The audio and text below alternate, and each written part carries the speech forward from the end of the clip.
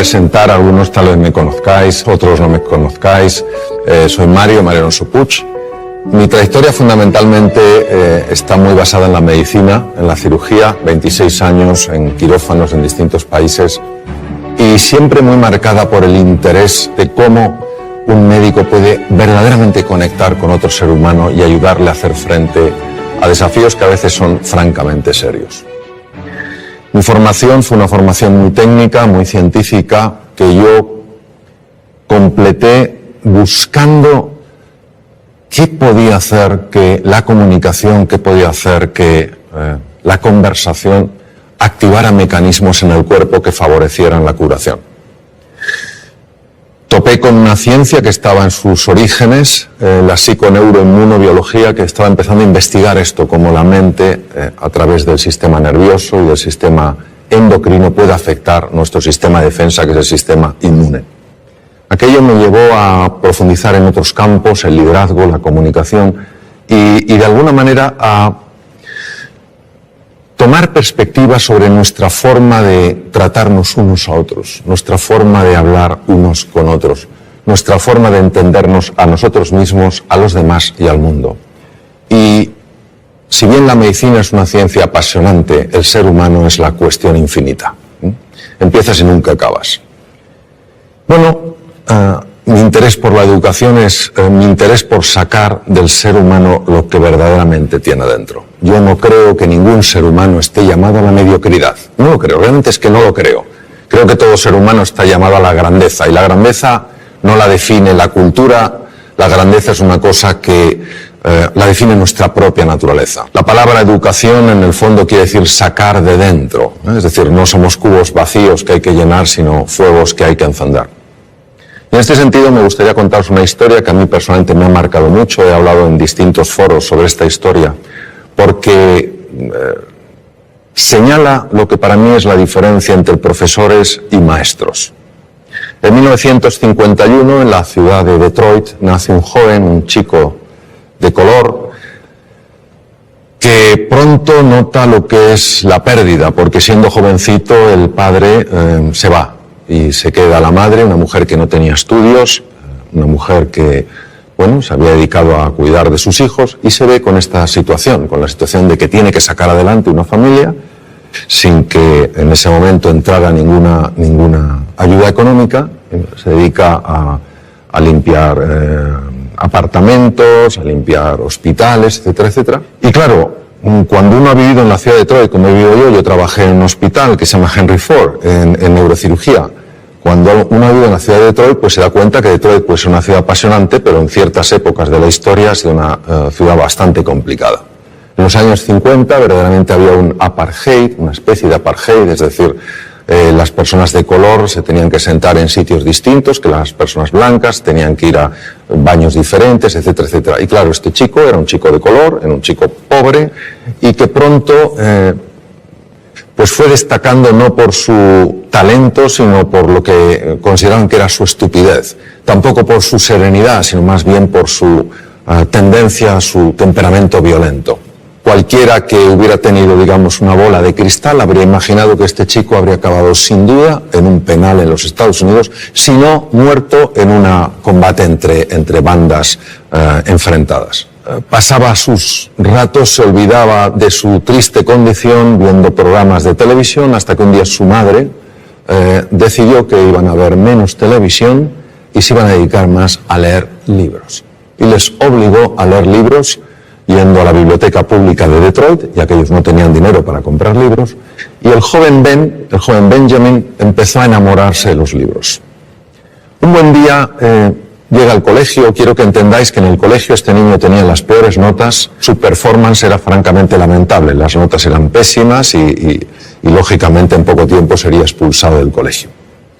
Pero había un profesor, el profesor de ciencias, que verdaderamente era un maestro. Él creía que en todo ser humano hay grandeza, que en todo ser humano hay potencial, y que la misión de un maestro es ayudar a que ese potencial se despliegue y florezca.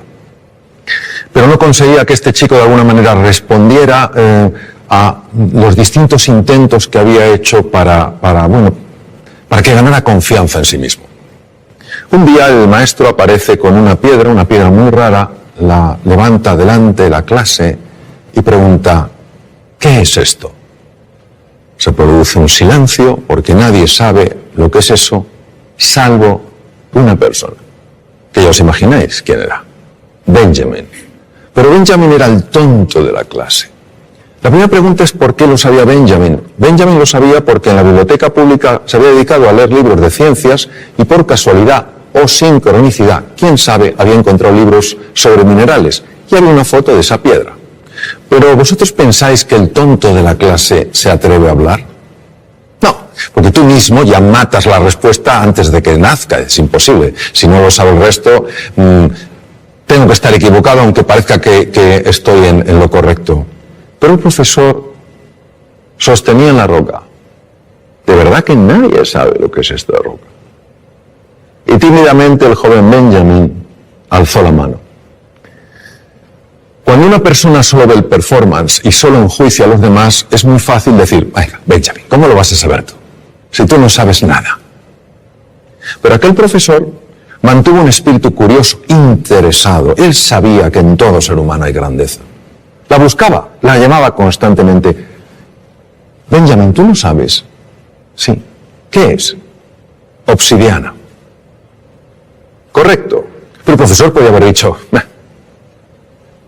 todo el mundo puede tener suerte en esta vida. ¿Podría haber dicho eso? No.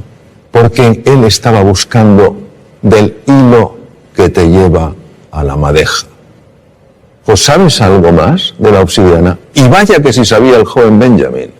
Empezó a hablar sobre la obsidiana, las temperaturas elevadísimas, luego el frío, cómo cristaliza la roca, etcétera, etcétera. Lo que podría parecer una cosa sencilla, sin más importancia, banal, supuso un antes y un después en la vida de este chico, porque este chico recuperó la confianza en sí mismo, creyó que era posible aprender, creyó en sí mismo, creyó que a pesar de su triste cuna, por decirlo de una manera, podía tener un brillante futuro. Este chico pasó de ser el último de la clase a ser el mejor estudiante de su colegio. Hizo realidad su más profundo sueño, que era absolutamente imposible, ser médico. Se convirtió en el mejor neurocirujano infantil de la historia, profesor Ben Carson. Ben Carson en 1987 hizo una operación de separar a dos gemelos siameses unidos a nivel craneoencefálico. Todas las cirugías que se habían hecho hasta aquel momento para separar lo que se llama un cráneo pago, esta malformación craneoencefálica, todas los niños habían muerto en la mesa de quirófano. En esta operación, en 1987, intervinieron 70 profesionales de la medicina y duró 22 horas. Los dos niños salieron adelante, vivieron y estuvieron bien y sanos. Él aplicó técnicas especiales de cirugía cardíaca a la neurocirugía. A nadie se le habían ocurrido. Entonces lo que os quiero transmitir es esto. Es un ejemplo de cómo en todo ser humano hay potencial, en todo ser humano hay grandeza. Y tenemos, entiendo, que tener esta disposición a crear espacios de oportunidad para que esas personas puedan mostrar lo que en realidad siempre han tenido y siempre tendrán, pero que no todo el mundo mostrará si no ve ese espacio de oportunidad. Por favor. Hola Mario, soy María. María. Como educadora, creo que la motivación es necesaria para el aprendizaje. Y tú dices que hay 6 motivaciones fundamentales para una persona. ¿Podrías hablarnos de ellas? Sí, es una gran pregunta. La motivación es lo que nos mueve a la acción. Y hay efectivamente 6 motivaciones que además están presentes en las distintas culturas. Es una mezcla de nuestra naturaleza y también el entorno cultural. La primera es la motivación de estar en entornos seguros, de poder controlar lo que pasa, de saber que el suelo que pisamos es un suelo firme. La segunda es una motivación de sentirnos reconocidos, sentirnos valorados, de tener un cierto estatus. La tercera es de pertenencia al grupo, que lleguemos a un sitio y entendamos sintamos que nos acogen, que no nos desprecian, que no nos marginan. La cuarta motivación es una motivación al desafío, al reto. Sí. Si en la vida no hubiera retos, María, sería muy aburrido. Yo sé que a veces nos gusta mucho estar en la zona de confort, pero durante un tiempo. Al cabo de un tiempo no hay quien lo aguante. Entonces ese reto, ese desafío es una motivación importante. La quinta motivación es la de crecer, mejorar y progresar. Y la sexta es la de contribuir al bienestar de otras personas, el tener una vida con propósito. Lo más importante son las motivaciones fundamentales que nos mueven dentro de las 6. Si una persona toda su fuerza la lleva a la aventura, la lleva al descubrimiento, al reto, y sin embargo no cuida un poco la motivación de la seguridad, pues a lo mejor se puede meter en aventuras insensatas, ¿no? Pues hay un equilibrio natural que hace que las personas nos mantengamos de alguna manera en una línea razonable. Cuando alguna de ellas toma una preponderancia o una significancia demasiado grande, es cuando podemos tener ciertos problemas. ¿Te respondí, María?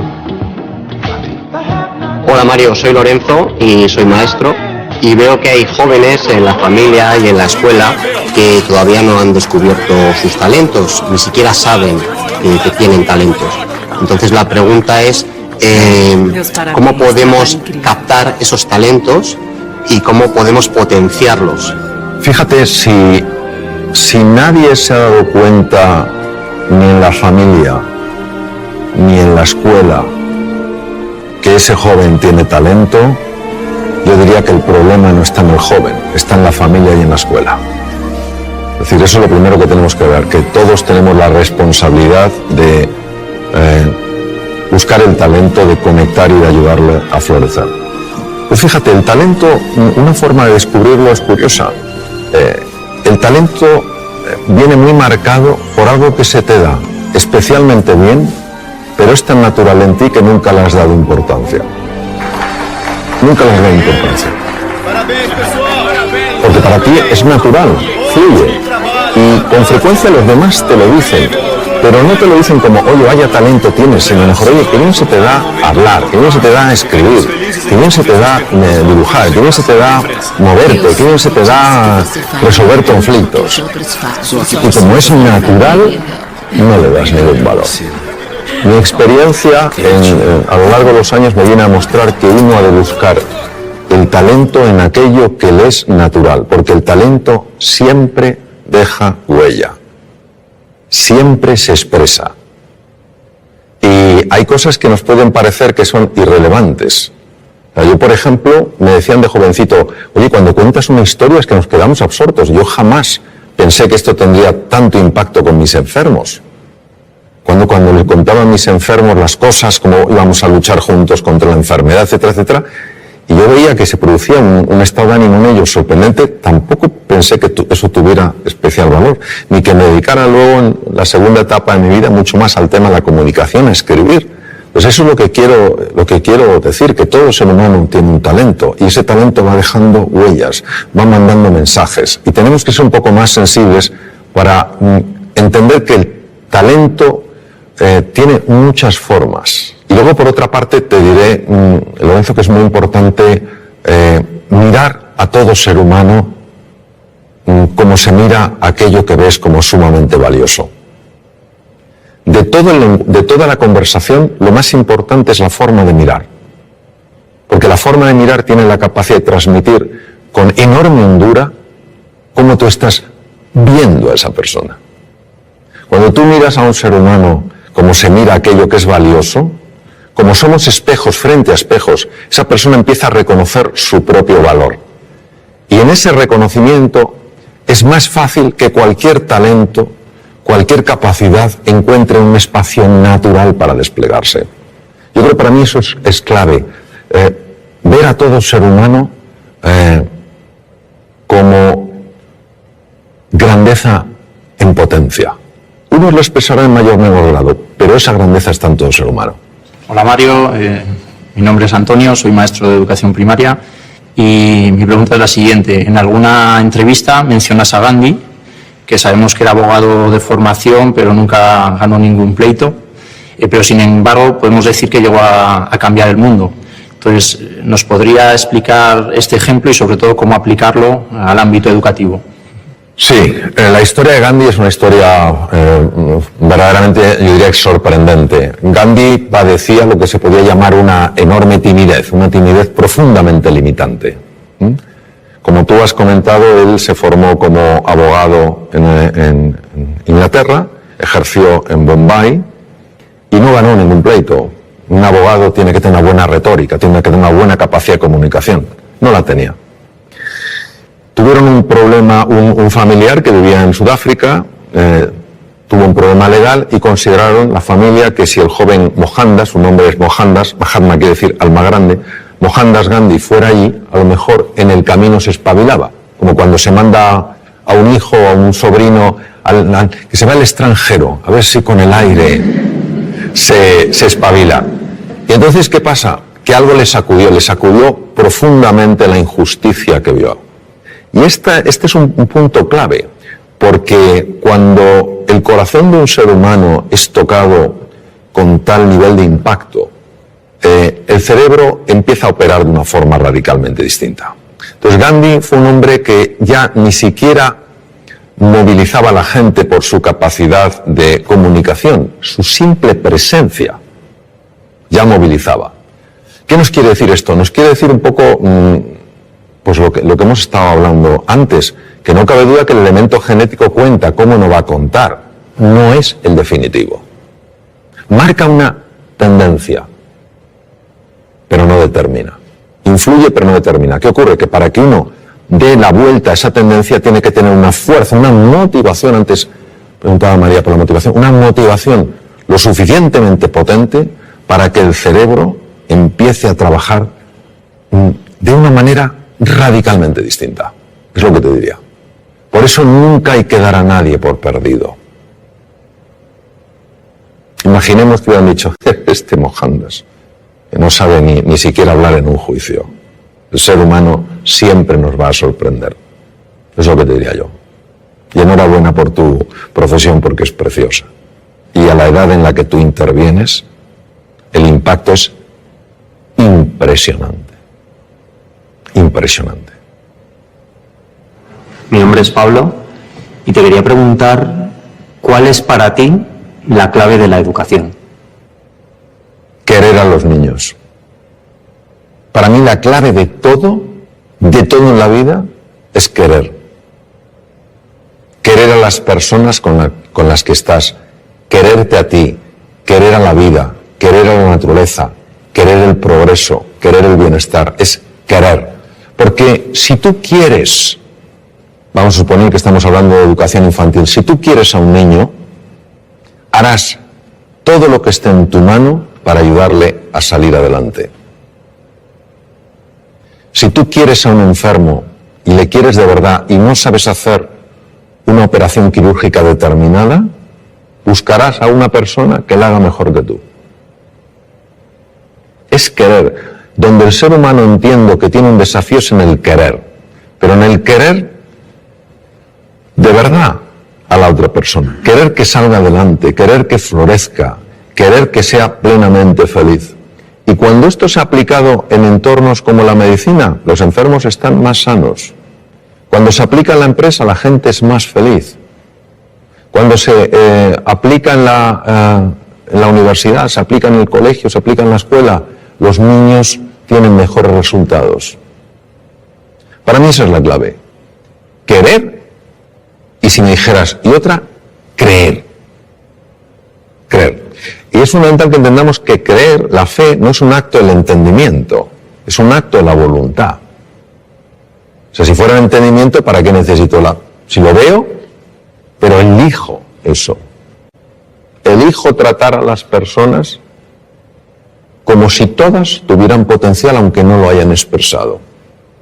Y eso se transmite con la mirada, se transmite con el gesto, se transmite con la respuesta que tenemos ante el error, la respuesta que tenemos ante el acierto, el acompañamiento que llevamos a cabo. Creo que a veces complicamos mucho las cosas. Creo que lo verdaderamente valioso es tremendamente sencillo. Y yo creo que son cuatro principios que si se aplican, querer a las personas, creer en ellas, valorarlas y potenciarlas. Si hacemos eso, a mí personalmente me parece que todo funciona. Si no les queremos, no creemos en ellos, no les valoramos y no les potenciamos, pues yo creo que tenemos otra historia. Yo soy padre de 2 hijos, cada uno diferente. El cociente intelectual solo influye en un 8% aproximadamente del éxito en la vida. ¿Qué es el otro 92? ¿Cómo conseguimos el otro 92? Bueno, vamos al Juan. Cuando se habla de porcentajes, hay que entender que siempre hablamos de forma aproximada. Eso es como cuando a veces me dicen, oye Mario, ¿es verdad que solo se utiliza el 1% del cerebro? Digo, ¿es que acaso conocemos cuál es el 100%? Si no conocemos cuál es el 100%, no podemos saber lo que es 1%. Pero hay muchos estudios que avalan lo que tú has dicho. Es decir, el test de cociente intelectual, que se llama corrientemente de coeficiente intelectual, lo correcto es de cociente intelectual, fue creado en 1912. Y se convirtió en aquella época, fíjate, cambió por completo la orientación que le dio el descubridor. El creador, quería dar una orientación para que cuando se vieran cocientes intelectuales que no correspondían a la edad, es decir, cuando la edad mental y la edad biológica no correspondían, que a esos niños se les tratara con especial afecto, con especial cariño y se pusiera a especial disposición para que subiera. Pero fue interpretado o fue utilizado como sistema de cribaje. Listos y el resto. Listos y el resto. Uno de mis maestros, el profesor Howard Gardner, dedicó montones de años de su vida a estudiar la inteligencia y se dio cuenta de que ni siquiera podemos hablar de una inteligencia. La teoría de las inteligencias múltiples.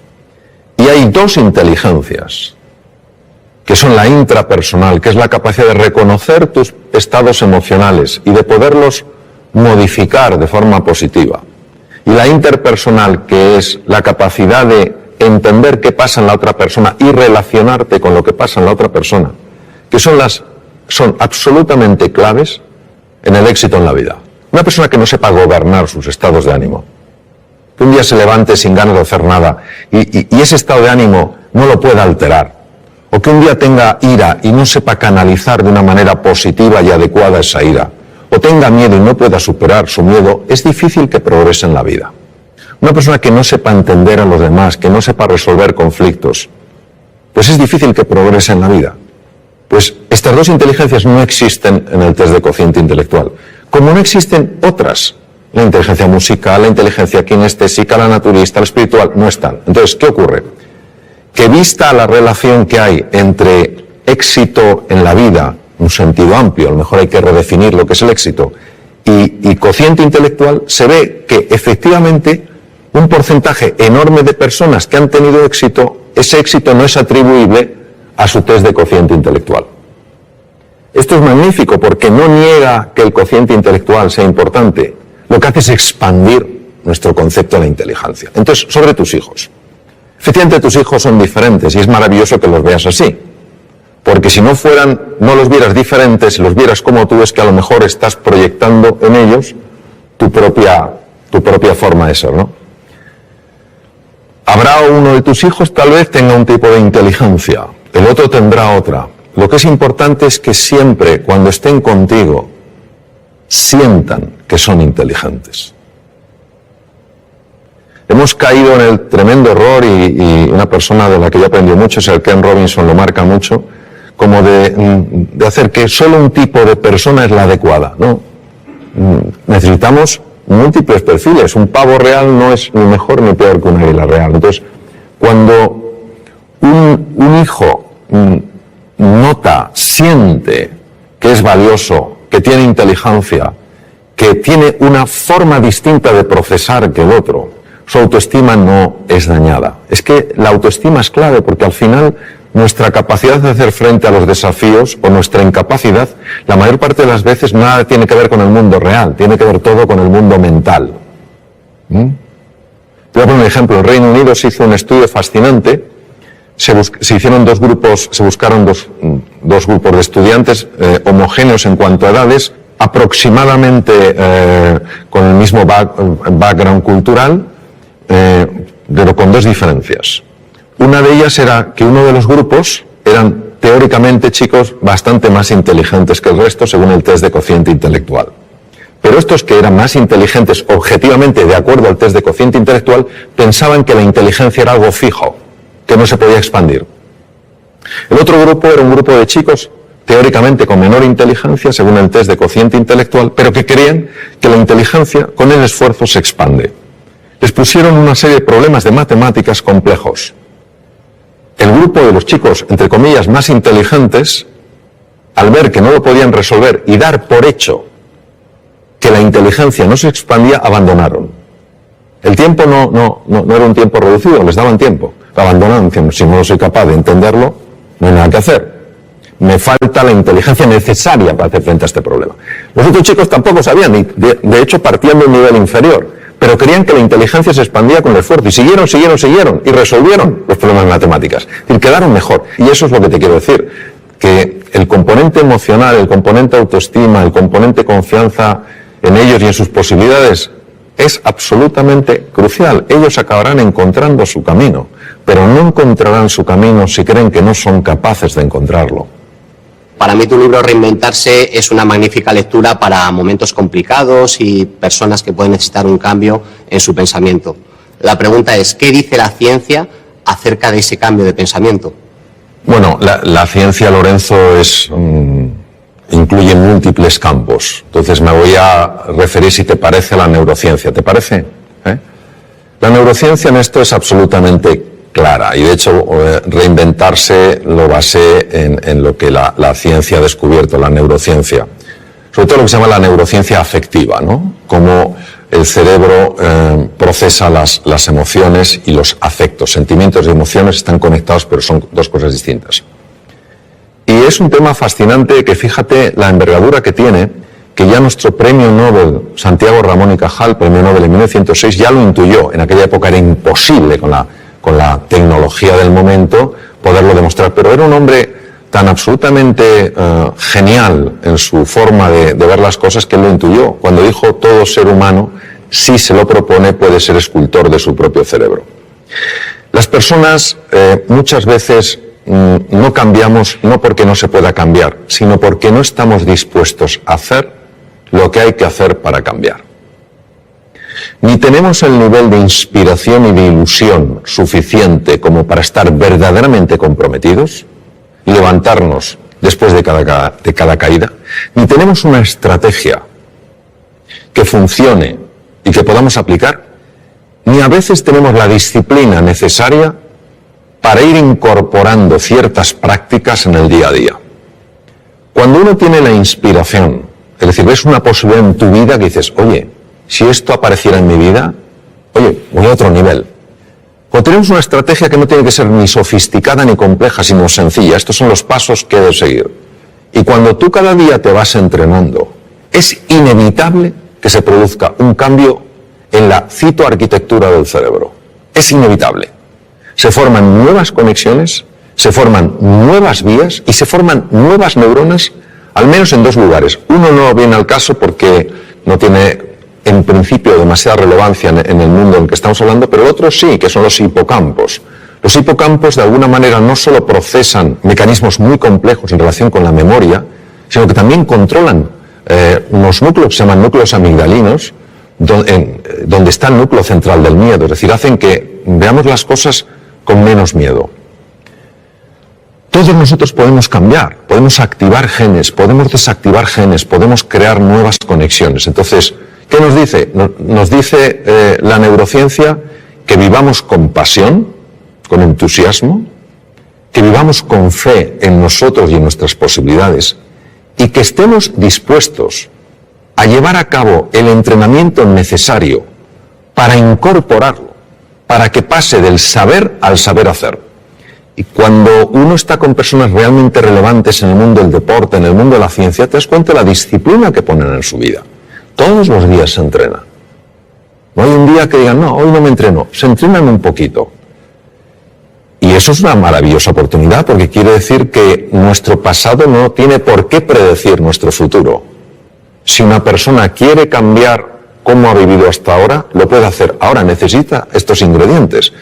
Un verdadero entusiasmo, una motivación que le genere el compromiso, una estrategia que sea razonable, no tiene que ser compleja, y una práctica constante para que al final no haya nada que creerse, porque tú mismo lo puedes verificar. Por ejemplo, yo aprendí inglés ya siendo un adolescente, y para mí el inglés era absolutamente imposible. O sea, es que no me entraba nada. Y lo que me entraba no se me quedaba. Y lo que a lo mejor se me quedaba luego no lo recordaba. Con lo cual era ultra frustrante. Y parecía que eso era un muro que no se podía romper.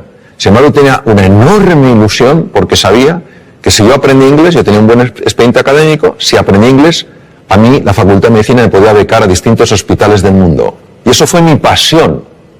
¿Qué estrategia tenía? Pues en aquella época, yo ya tengo mucha juventud acumulada, en aquella época había un libro que era muy básico, no había sistemas tan avanzados como el Vaughan y todo esto, había un sistema muy básico que era un manual y me ponía a leer las lecciones. 10 minutos todos los días, con esa pasión y con la ilusión de que se me quedara algo. Y pasó un año, me presenté al primer examen y claro, ellos me preguntaban en inglés y yo contestaba con el libro. Entonces, claro, se me estaban diciendo, pero este hombre nos contesta una cosa distinta. Pero es lo que yo tenía. Entonces, claro, yo seguí y al año y medio se me abrió la cabeza y empecé a absorber el inglés como si fuera una esponja marina. Hoy casi me manejo también en inglés como en español. Entonces, lo que te quiero decir es que si fui capaz de romper ese muro partiendo de la incapacidad absoluta de entender, o sea, no es que para mí el inglés fuera difícil, es que era imposible. Pero que necesité una inspiración. Estuve 2 años, 10 minutos todos los días, de forma ininterrumpida, ni siquiera cuando me dolía la cabeza, estuve enfermo con gripe, catarro, etc., nunca lo dejé. Entonces, claro que se puede cambiar, ahora estamos dispuestos a hacer ese esfuerzo, pero que es algo realmente ilusionante. Y ahí, obviamente, hubo un cambio en la estructura cerebral clarísimo, porque si no es incomprensible. O entre medias me hicieron un trasplante cerebral y yo no me enteré. Esta es una posibilidad. Hola Mario, soy Adelaida. Como madre de 2 hijas, nos ocupamos en casa de decirles que son queridas. A pesar de que no se coman toda la comida que tienen en la mesa, a pesar de que cometan equivocaciones, incluso a pesar de que discutimos y peleamos. El caso es que tienen dificultades cuando se enfrentan a situaciones nuevas. Entonces, ¿cómo podemos hacer nosotros como padres para ayudarles a que se enfrenten a esos miedos? Pues viendo que nosotros nos enfrentamos a los nuestros. ¿Sabes lo que pasa? Yo también tengo 3 hijos y resuena mucho conmigo o resuena mucho en mí lo que dices tú.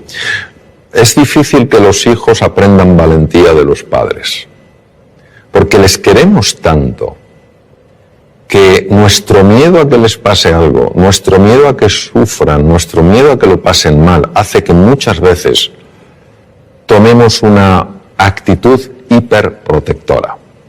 Y a veces son amigos suyos, otros familiares, los que dicen atrévete, prueba esto, etcétera, etcétera. Entonces, yo te diría, en relación a tu pregunta, es decir, como madre, ¿qué puedes hacer? Bueno, en primer lugar, entender que es normal que nuestros hijos se den golpes, es normal que nuestros hijos experimenten frustraciones y es normal que experimenten dolor, si no, no hay crecimiento.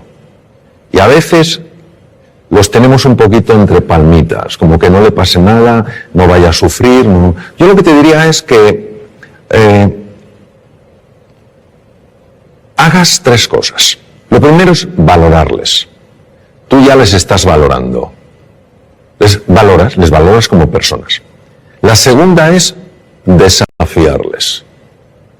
Es importante que les desafíes para que ellos crezcan. Y la tercera es acompañarles. Es decir, que muchas veces no se sientan solos en el desafío. Hay desafíos que verdaderamente para todo ser humano y en unos niños el que corresponde a su edad, da mucho miedo. Si se sienten acompañados, lo cual no quiere decir llevarles de la mano, si se sienten acompañados se atreven mucho más. Yo haría esas tres cosas, sencillamente valorarles, desafiarles y acompañarles. Y luego dejar que la naturaleza obre. La realidad y el mundo real, al menos como yo lo veo, es mucho más benevolente que el mundo mental.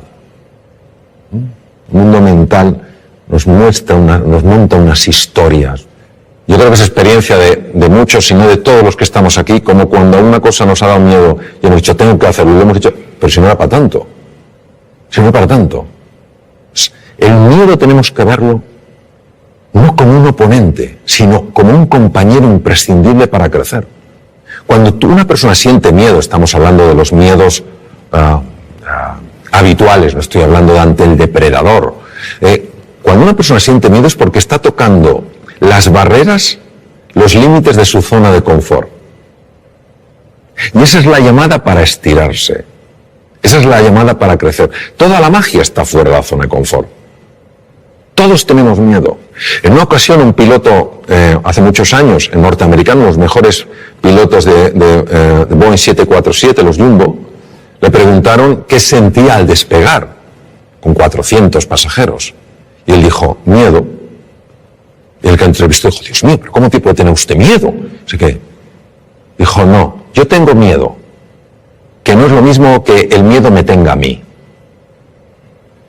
Cuando yo tengo miedo, tengo un nivel de atención, un nivel de alerta, un nivel de eficiencia que no tendría si para mí fuera algo banal, estaría mucho más despistado. Ahí estoy atento.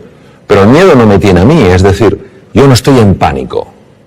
Es completamente diferente. Entonces ese puntito tenemos que verlo. Luego que vean en ti también, como yo procuro, con mis errores, por supuesto, que vean en mí que hay una coherencia entre lo que decimos y lo que hacemos. Porque al final nuestros hijos no van a hacer lo que les digamos, van a hacer lo que vean. Hola Mario, mi nombre es Fernando y soy director pedagógico en un colegio. Mi pregunta está relacionada con el micromundo que es siempre un aula.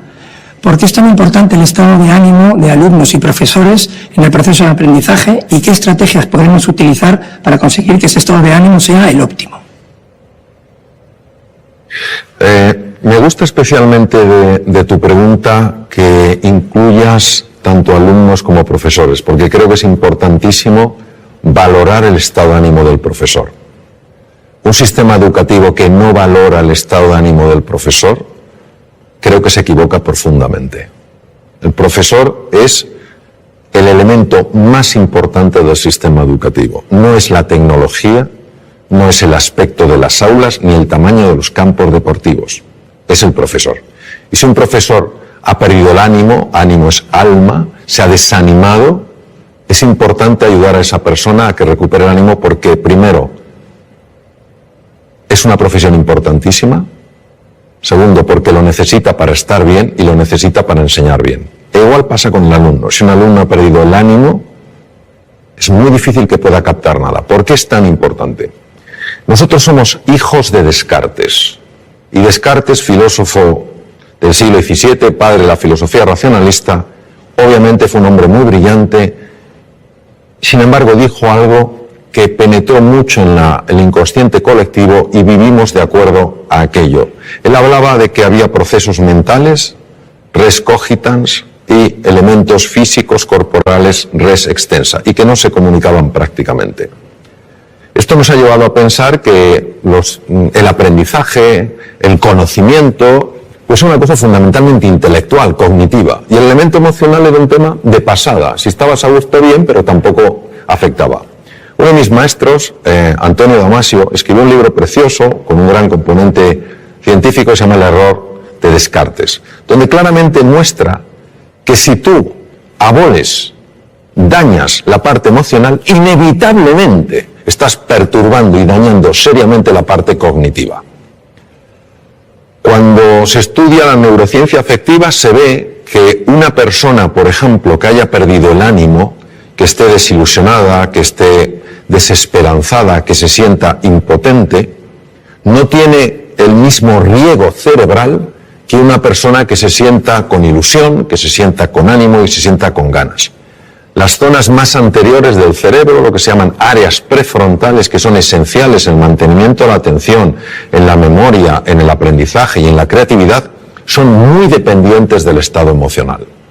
Por eso una persona entusiasmada con un proyecto, ilusionada, que se siente a gusto, acompañada de gente que cree en ella, etcétera, etcétera, es una persona mucho más inteligente, mucho más creativa y mucho más emprendedora. La misma persona, si le cae el ánimo, si se siente incapaz, etcétera, no importa si es capaz o no, no ejercitará esas capacidades porque las tiene abolidas.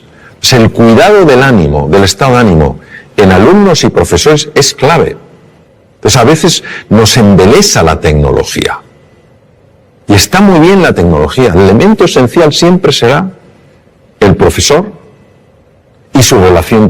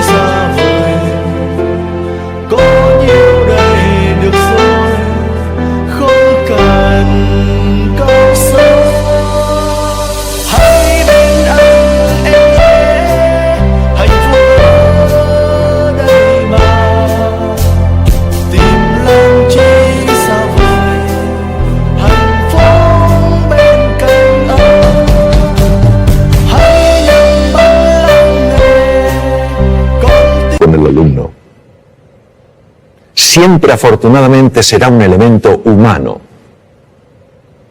Esto será insustituible.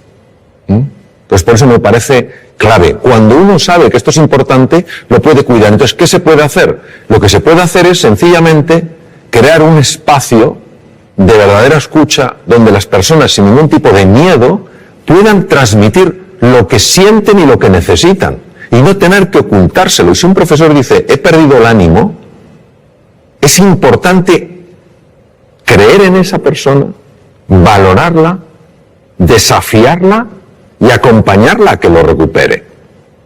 Si ni siquiera esa persona transmite que ha perdido el ánimo, porque no siente que hay un espacio dispuesto a escuchar eso, ¿cómo la vamos a ayudar? Si un alumno en un momento determinado se siente desanimado, qué importante es que pueda transmitírselo a un profesor para que le ayude. Tenemos un concepto absolutamente obsoleto de lo que es la inteligencia, lo que es la creatividad. Creemos que son capacidades fijas. El propio Daniel Goleman hizo un estudio en un barrio de Boston. Yo ejercí como cirujano en Boston. Un barrio que se llama Roxbury, que es un barrio muy complicado. Niños con cocientes intelectuales muy bajos. Empezó a ilusionarles, empezó a motivarles, empezó a hacerles creer en sí mismos y en sus posibilidades. Pasados unos meses les volvieron a hacer un test de cociente intelectual que lo lógico es que hubieran sacado la misma puntuación y algunos sacaron 20 puntos más. Entonces lo que no podemos es creer que el ser... Qué bien lo decía Ortega y Gasset, decía, el ser humano no es un participio, sino un gerundio. No estamos hechos del todo, sino que nos vamos haciendo. La inteligencia se va haciendo, la creatividad se va haciendo, todo se va haciendo. Y la conexión es el ánimo que tienes, la ilusión. Pues curiosamente esto, a pesar de toda la investigación que hay que lo refuerza, sigue siendo en muchos medios una rareza. Es como una conversación que no se tiene, parece que estamos en el siglo XVII. Que hemos avanzado mucho tecnológicamente, pero no tenemos el tipo de conversación que a lo mejor podríamos tener para tocar temas de esta envergadura. Y no hay nadie que no tenga momentos con el ánimo caído y necesite que alguien le ayude a levantarlo. Si lo podemos expresar con confianza, si podemos abrir nuestra vulnerabilidad sin sentirnos en peligro, es que todos ganamos. Eso es lo que yo te diría. Hola, Mario. Me gustaría que nos contaras algunas técnicas, consejos o pautas que transmitir a nuestros hijos cuando se ponen nerviosos ante un examen. Esa situación de estrés, de nervios que vivimos, ¿cómo manejarla? El estrés es un campo muy amplio y de gran calado. Entonces, yo lo que te diría es que la razón por la que nos ponemos nerviosos la mayor parte de las veces no es por el hecho en sí, sino por la historia que nos estamos contando acerca del hecho. Es decir, hay un examen, y esto obviamente es una prueba. Vamos a ver, si no tienes ni idea del contenido, es normal que estés nervioso. Es decir, pero eso ni lo estamos considerando allí. Es decir, una persona que se va a un examen y no ha estudiado nada, ya le puede decir, ponte a hacer un poco de mindfulness, no te va a venir la ciencia infusa. No te va a venir la ciencia infusa. O sea, no te va a venir la ciencia infusa. Entonces, estamos hablando de una persona que por lo menos ha hecho un esfuerzo, tiene un cierto conocimiento del contenido y lo que quiere es expresarlo bien. ¿Por qué se pone especialmente nerviosa esa persona? Por lo que se está contando a sí misma. Hay un diálogo interno que es absoluto ruido mental que está diciendo, anda que si sale la pregunta que no te sabes, anda que si no lo escribe bien. Es un discurso que ha sido fotografiado con técnicas de resonancia funcional magnética en cuanto a activación de centros cerebrales, ¿no?, que corresponden a ese discurso, ¿no? Yo te diría que hay varias cosas que sabemos que ayudan a reducir ese estado de, vamos a llamarlo ruido mental, es decir, ese nerviosismo como consecuencia de ruido mental. En primer lugar es hacer ejercicio físico. El ejercicio físico por sí solo tiene la capacidad de reducir el ruido mental. El ejercicio físico no implica apuntarse a un gimnasio sino moverse más. En segundo lugar, poderlo hablar con alguien de confianza, poder hablar el sentir, poder contar el sentir. Y a veces si no tienes a nadie, escribe lo que te preocupa, pero en un papel tan pequeño que casi no lo puedas ver. Porque el cerebro está interpretando que si puedes poner el problema en un tamaño tan pequeño es que el problema no es tan grande. ¿Vale? La siguiente cosa que te diría es que se entrenen en una cosa que cada vez tiene, pero por pura lógica, más difusión, que es todo lo que es los estados contemplativos de la conciencia, que no es más, o mindfulness, que lo único que significa es que se entrene en prestar atención a las cosas que son reales, como su respiración, como las sensaciones del cuerpo, porque el otro es mental. Entonces, cuando la narrativa no recibe la misma atención, empieza a tener menos impacto. Y hay una cosa que es clave en el adiestramiento, y yo he visto su tremenda eficacia, que es acostumbrarte a traer la atención al aquí y a la ahora. Es decir, por ejemplo, vamos a suponer que uno de tus hijos está preparándose para el examen y está nervioso como puede estar uno de los míos y cualquiera de nosotros. Esto es una cosa que todos podemos compartir y relacionarnos perfectamente con esa situación. Entonces, claro, empieza a pensar, no, si hubiera estudiado más, si ya me lo decía mamá, no veas tanta tele y estudia un poco más, y no lo he hecho. Anda que si ahora lo hago mal el examen, fíjate qué cosa, qué truco tan sutil y demoledor de lo que se llama la mente dualista. Te está llevando para atrás a lamentarte y te está llevando al futuro a preocuparte. Te priva de fuerza en el presente. Y una cosa que procuro entrenar todo lo que puedo es cuando veo que me estoy lamentando de algo del pasado, inmediatamente vengo al presente. Porque caemos en la tentación de pensar que cuando miro atrás para lamentarme de algo no lo volveré a repetir. Es mentira. Es un truco para que te sientas fatal. Eso es como cuando uno ha decidido reducir su ingesta, lo que come, y llega el momento del postre. Y se acerca el camarero y te dice, por cierto, la especialidad aquí son los postres. Y entonces tímidamente preguntas, ¿no tendrá algo de chocolate? Y dice, señor, la mejor tarta de chocolate del mundo. Entonces es como un deseo irrefrenable de comerte esa tarta de chocolate. Entonces te la comes y cuando te la has comido empiezas a sentirte culpable. No la tengo comido. es la misma mente jugando de tal manera que te tenga siempre atrapado. Primero, hace que esa tarta de chocolate sea absolutamente tentadora. Y lo segundo, hace que te sientas culpable. Yo me pregunto, ¿hay alguien que por sentirse culpable ha cambiado alguna conducta? No. Llega la próxima tarta de chocolate y vuelves a caer. Entonces, lo que te quiero decir, cuando se habla tanto del aquí y el ahora, parece que tiene una connotación metafísica o filosófica. No es así, es tremendamente práctica. Cuando tú estás aquí y ahora, la mente no tiene la capacidad de meter tanto ruido. Lo que genera nervios es la mente. Pongamos el ejemplo de un opositor. Este sí que es un examen donde una persona se juega 3, 4, 5 años de estudio, 13 horas diarias, saliendo como mucho un día o medio día a la semana y hipotecando toda su vida profesional a ese examen. 300 temas, se lo sabe. Llega, le dan al bombo, tema 120 y se queda en blanco. Se retira, se levanta la silla, se va y justo le sale el tema 120. ¿Se lo sabía? Sí. ¿Por qué no ha salido? Porque la narrativa ha empezado a decirle, nunca serás notario. Ese es el problema. Es un entrenamiento. Porque hay que ir en contra de un condicionamiento mental previo. El tema es cuánto nos va a costar. Yo no creo que esa es la pregunta. La pregunta es hasta dónde nos puede llevar. Hola Mario, soy María. ¿Nos podrías contar qué es el mindfulness y cómo funciona y qué evidencias científicas tiene? Sí, claro que sí, María. Lo que pasa es que lo voy a contar de una manera muy visual, porque yo creo que lo vamos a ver mejor. Vamos a suponer que tú y yo estamos dando un paseo, entramos en un parque y vemos un lago, no muy grande, pero un lago. Entonces nos asomamos a ver qué hay en el fondo del lago y si el lago es profundo o no lo es.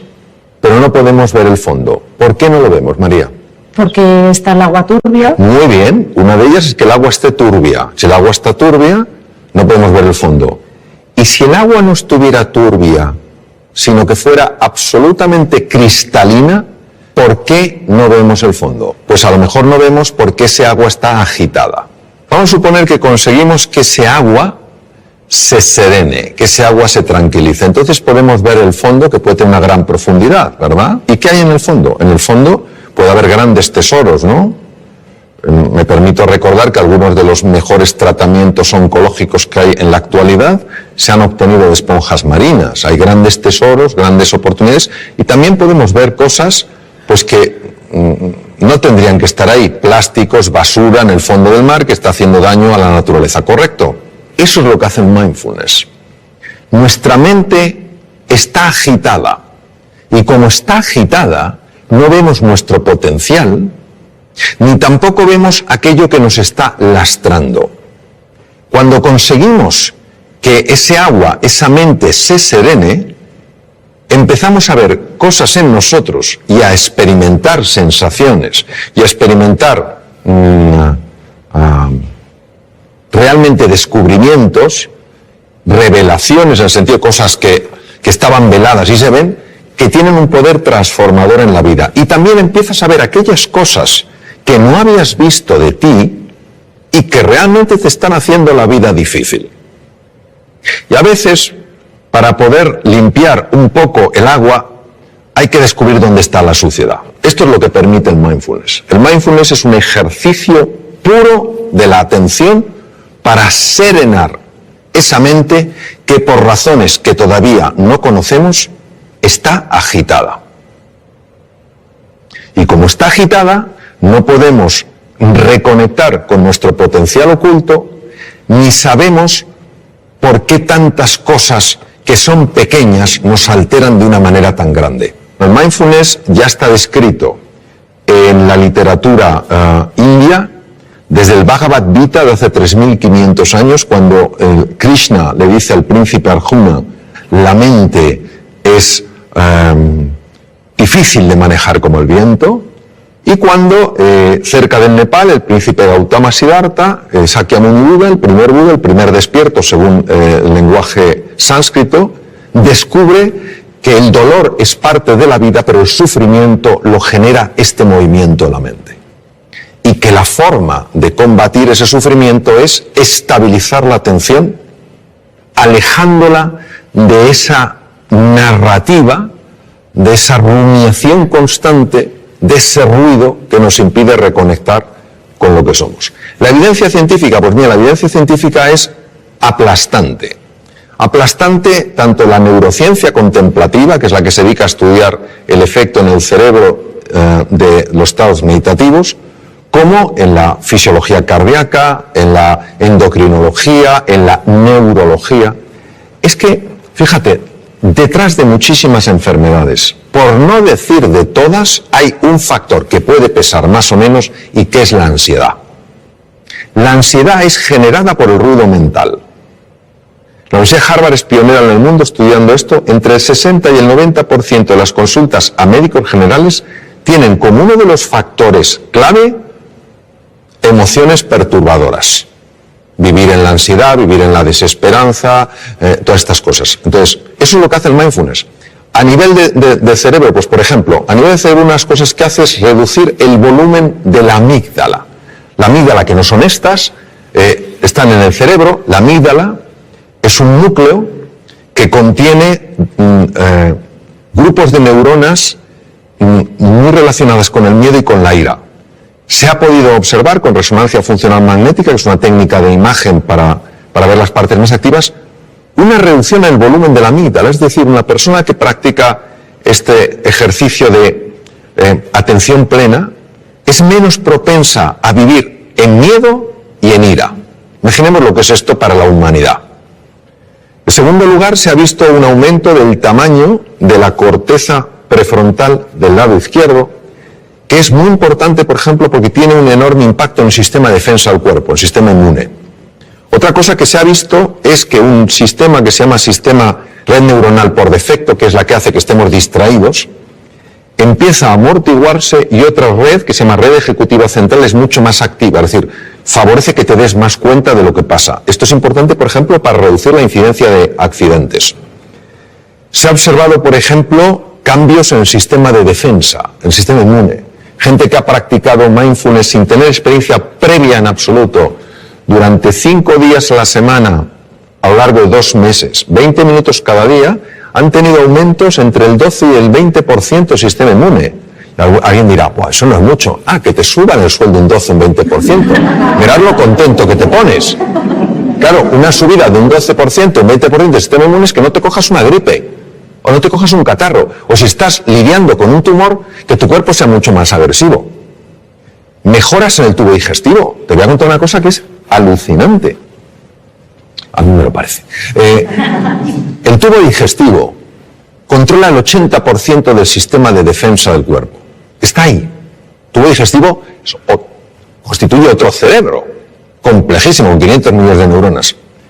Cuando una persona está súper-tensa, cuando una persona está llena de ansiedad, empieza a producirse el paso de sustancias feas, quiero decir, nocivas, desde la luz del intestino delgado y a veces del colon, a la sangre, y pueden dar lugar a procesos inflamatorios generalizados que ya se están empezando a relacionar con uno de los factores, uno solo, que podría tener su conexión con el Alzheimer, por ejemplo. Hace más difícil el control de la glucosa.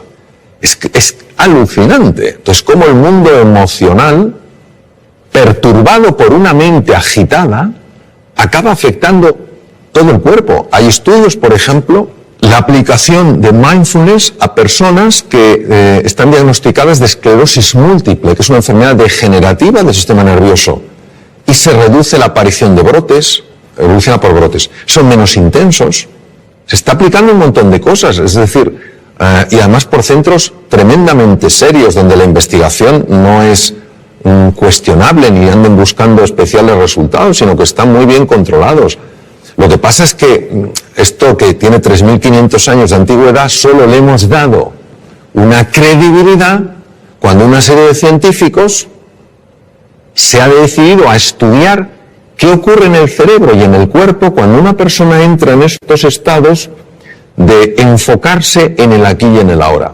Y también nos ayuda a darnos cuenta de la jaula de grillos que tenemos en la cabeza. Y que es una cosa difícil de creer. Que te pasa una cosa que te disgusta por la mañana y te está rumiando hasta la noche. Me parece que somos vacas. Y que el simple hecho de parar eso hace que el organismo, que tiene una capacidad natural de recuperación, pueda recuperarse. No hay nada mágico aquí. Bueno, sí hay mágico. Que la vida es mágica. Eso es lo que hay de mágico.